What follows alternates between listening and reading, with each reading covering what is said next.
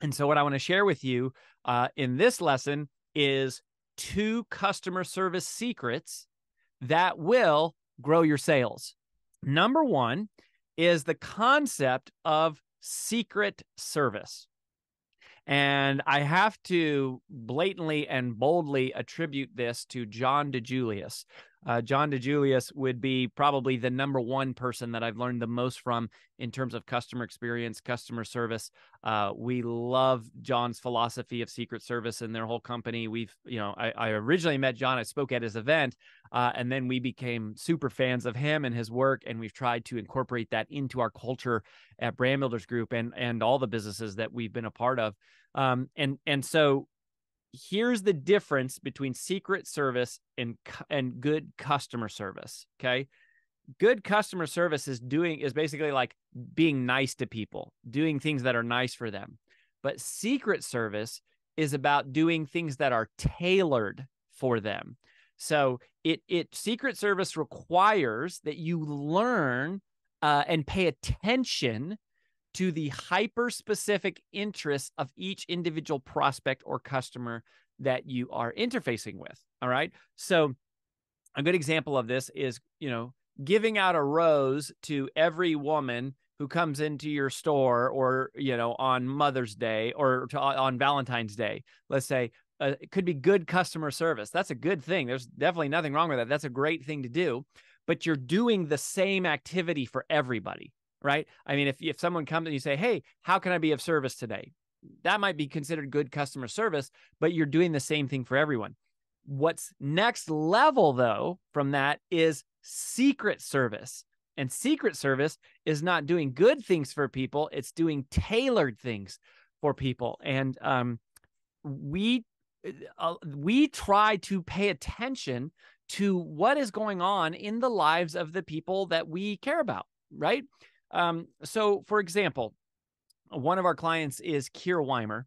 And Keir, if you know anything, he's incredible guy, has an amazing story. But Keir got into a boating accident when he was in his 20s. He ended up going to prison for it. And then, he has this massive turnaround story for how he transformed his life and became this very wealthy, successful real estate agent. But he couldn't get accepted back into a university for years. He came out of prison. He had a criminal record. He couldn't get a job. He couldn't get, schools to accept it. And he ended up getting in real estate and becoming very, very successful, and very wealthy. But he didn't actually, he struggled to get kind of the formal things. And one of them was a formal education and finishing college and graduate school. And so it was a really more of a personal thing for him. Keir eventually got accepted into NYU, and he's went back to school years later, and he got his degree. And we saw him post about it. We heard about it. And so we sent him an NYU sweatshirt, right? And I mean, you would have thought that he won the lottery. He was so touched and so moved by that. That is secret service. Okay. That is secret service.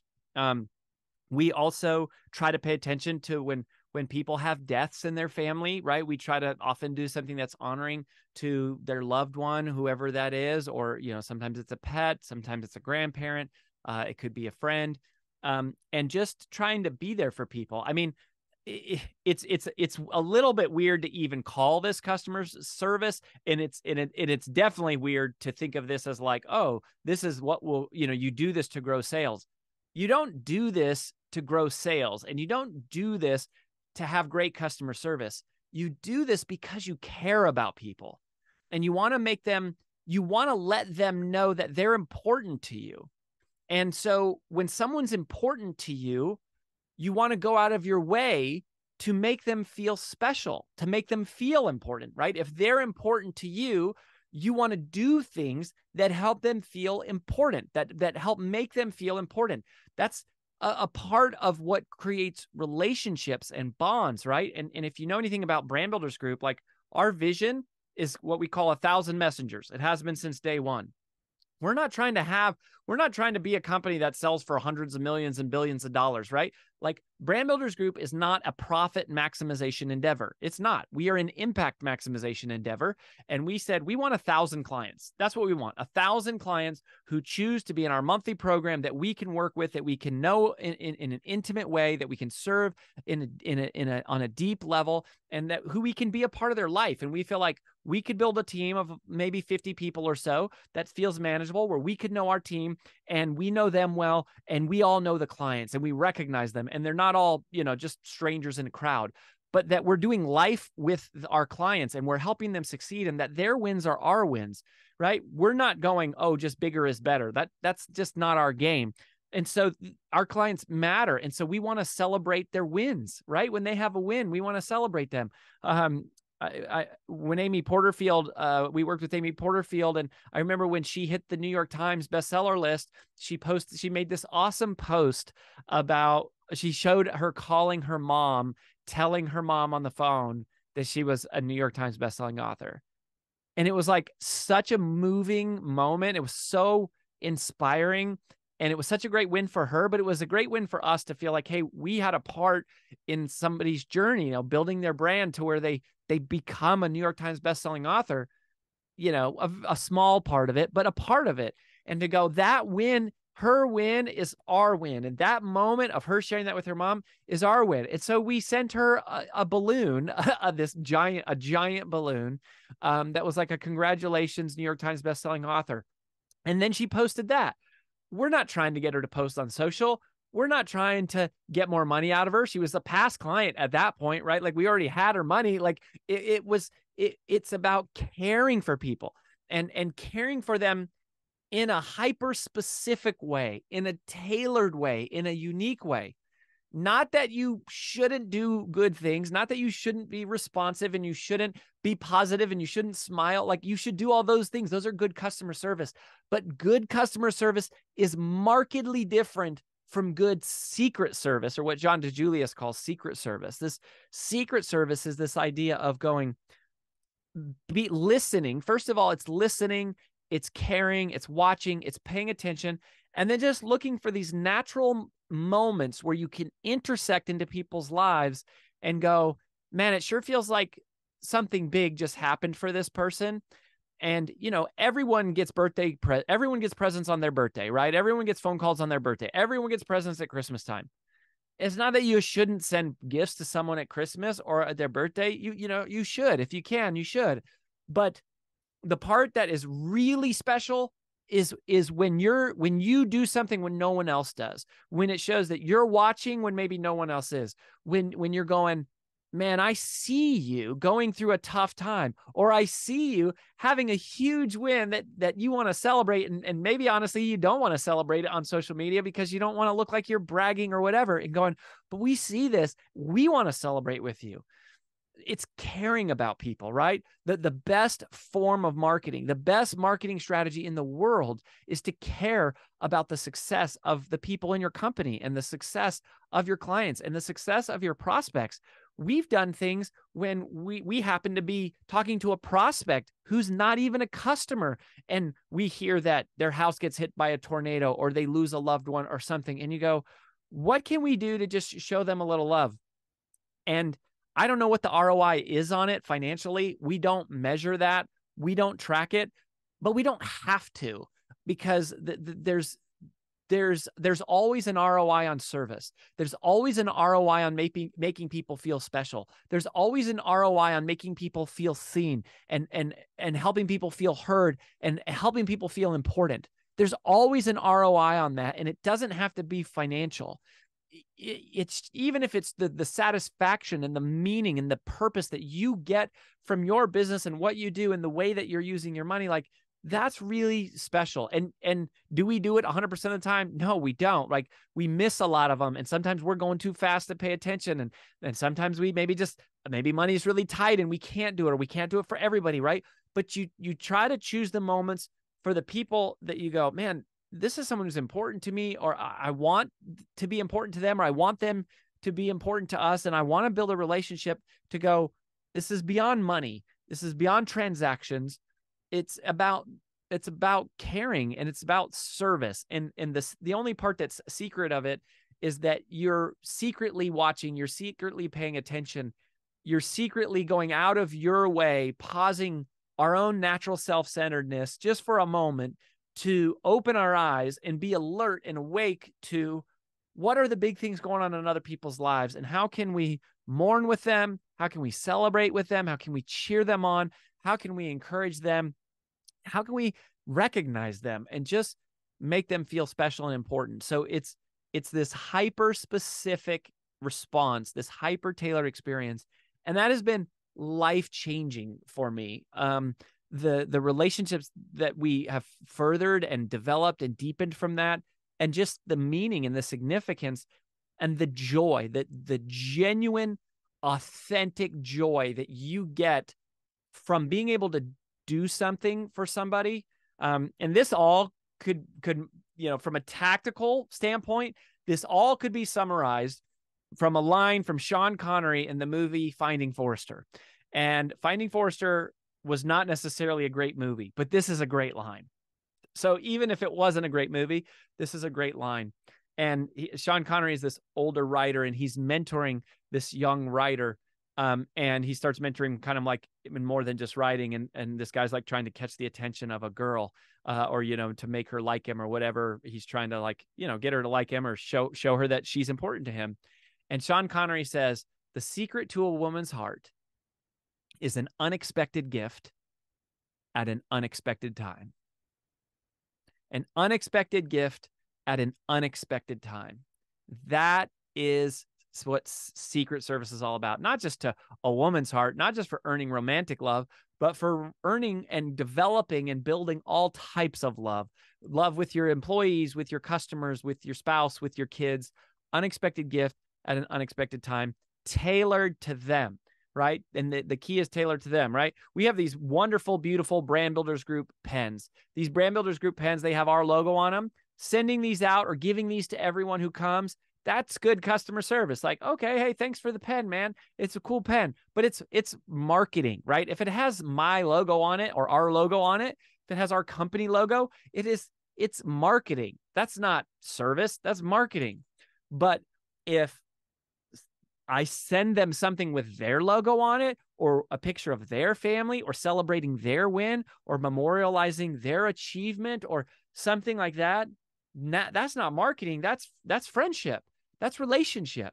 And so it's simple, but it's so powerful and profound. And most people don't do it because we're too busy and we feel like we don't have the money, or we can't justify the ROI. And I'm telling you, just do it. Just do it. And also, it doesn't have to be big, right? You don't have to send them to Disneyland, right? That's not even secret service. Like it's just doing something that's really relevant to them. Is going, oh, you know what?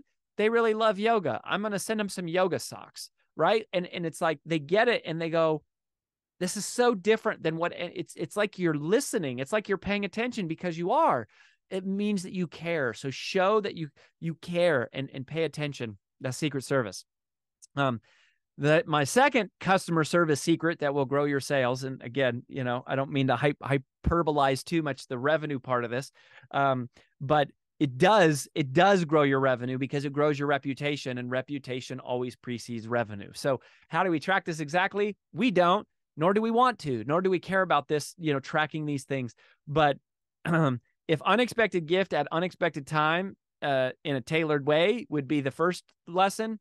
The second lesson is to anticipate the need. You want to provide great customer service, anticipate the need. That is what great customer service is all about. Right? Good customer service is meeting the need, meeting the expectations, right? I check into the hotel and I expect to have a clean room. I expect it to be ready. I expect it, to have, cool air and, a number of amenities based on the price that I'm paying and the brand of the hotel chain, right? Those are expectations. Anticipating the need is somebody arrives late and that they probably missed their flight, and so maybe they don't have their luggage, or they tell you it's been a rough day, I lost my luggage, and you go, oh, you know what? Let me send you up a toothbrush and some shaving cream and whatever, and that's anticipating the need. What you want to learn to do with your prospects, with your customers, with your employees, your team members, with your spouse, with your kids, with anyone you're trying to build a relationship with, is anticipate their need. By the way, this is everything we do at Brand Builders Group. Everything we do is about trying to anticipate the needs of our clients. So we're going, okay, what do they need first? First of all, they need education. They need to understand that, you know, there is a framework and a structure for how to build a sales page that converts, the 15 piece of copywriting, right? So we got to teach them that. But then we go, well, now what are they going to need? They're going to need help doing it. So we either need to introduce them to a vendor who can help get it done, or we got to create a template for them. And so we go, let's create templates that people can use, right? And it's like, okay, well, now they have a template. Now what? Now they're going to need help building it into a page. So how do we create a template to actually convert the copy into an actual landing page? Boom, right? And so our whole company is in a constant evolution of going, anticipate the need, anticipate the need. What do they need next? How can we help our clients succeed faster? How can we help them succeed for less money? How can we help them create more impact? Like, what would shorten the learning curve? What would shorten the implementation cycle? Anticipate the need. If you want to earn the respect, the admiration of your boss, you want to raise, anticipate the need, right? Look on their calendar. Look on their calendar. This is the easiest thing to do if you have access to someone's calendar. You go, what do they have coming up next week? And they're not even thinking about it, right? Because their hair's on fire. They're thinking about today. And oh my gosh, what am I doing right now? So you look at what do they have on their calendar next week? And then you go, what are all the things I could do for them to help set them up for success? How much of the work could I do for them so that when they get there, and they find out in an unexpected fashion that so much of this is already done? Anticipate. That's how you get promoted. I mean, straight up, that's how you get promoted. That's how you get raises. That's how you become more valuable, right? You help other people succeed. That's what value is. Value is derived from helping others succeed. So one of the easiest ways is to go, you know, you might not even have to learn anything. You might not even have to do anything different. You might just have to do it sooner and in a more appropriate timing, right? A lot of this is about timing. And you go, okay, what do they have coming up? And how can I help them succeed even before they get there? Or so that when they get there, I'm delivering this information, this tool, this training, this knowledge, this resource, this relationship, so that it's like, oh my gosh, you've already thought of this. You've already taken care of this. I mean, hallelujah. Thank you. Anticipate their needs. So you got to be asking that of yourself, of all of your employees, right? And your team members and your customers and your prospects. Like, what do they need next? What is the thing that they most need in order to take the next step? And like one of the things that we're rolling out, if you're a member, you know this, or you're going to know this. We have spent the last few years building something called Instant Automation Toolkit. And Instant Automation Toolkit was about taking all of the strategy, right? We have 14 different 2-day courses that make up the curriculum of Brand Builders Group, right? Like when someone joins up for our entry-level monthly membership, it's like a couple $100 a month. Like they get access to all 14 courses right away. I mean, we give away the farm for like very little money. So they get access to all the courses, but then we go, okay, well now how are they going to implement? So we've been building these templates for years and years because we're going, what do they need next? They need help taking this strategy and applying it. And we can build tools. So the whole mantra is, how much of the work can we do for them, right? That's what we're trying to do. How much of the work can we do for them? Now, ultimately, we're a strategy firm, and people got to do their own work. And at some point, you know, you lead the horse to water. They got to drink. They got to do the behaviors. There's certain things they have to do that we can't do. But we're going, how much of it can we do for them? How far down the field can we advance the ball? How can we solve a bunch of the problems in advance for them that they don't even know they're going to have yet? You know, for example, once they get clear on their uniqueness, then we help them create their content. And then they're going to go, oh, shoot, how do I get trademarks? And how do I get copyrights? And we go, you know what? Let us introduce you to the legal firm that we use that built templates so that you could get all of your copywriting, all of your templates, all of your contracts done for like a very low fee, because we've already curated this relationship and we've created all these tools. And then they go work on their keynote and we go, hey, now that you got your keynote, there's a good chance you're going to need a slide deck for that, right? Here's the template that we have that we put together based on what we use and your speaker kit. And we create all these tools and assets that they don't even know they need yet until they get there. And by the time they get there, they go, oh my gosh, there's so much I need. And we want to show up and go, here it is, boom, right here for you. Anticipate the need. It's so simple, but it's so profound. And if you do those two things, right? Unexpected gift, and we'll put that qualify in there. Unexpected, customized gift at an unexpected time. Unexpected gift at an unexpected time, and you anticipate the need. If you do those two things, you will be, and you do it consistently, and especially if you can operationalize it through your organization and your practice and your firm and your company and your life and your personal life, if you can find a way to operationalize those things, you will be delivering world-class service, world-class experience. You will be accelerating your reputation. And you know, there's 3 interviews, at least 3 that come to the top of my mind that you should go back and listen to if you want more on this. So one is obviously the interview that I just did with Brittany Hodak, creating superfans. The other is John DeJulius. We've had him on the show and we've talked about this concept. The other person who I would be remiss to not mention in this conversation is John Ruhlin. He's the author of a book called Giftology, another close friend, also a client of ours, somebody else that we've learned a lot from in this area. All 3 of those are podcasts that are available here. So share this episode with someone you know that wants to improve the customer experience inside of their company.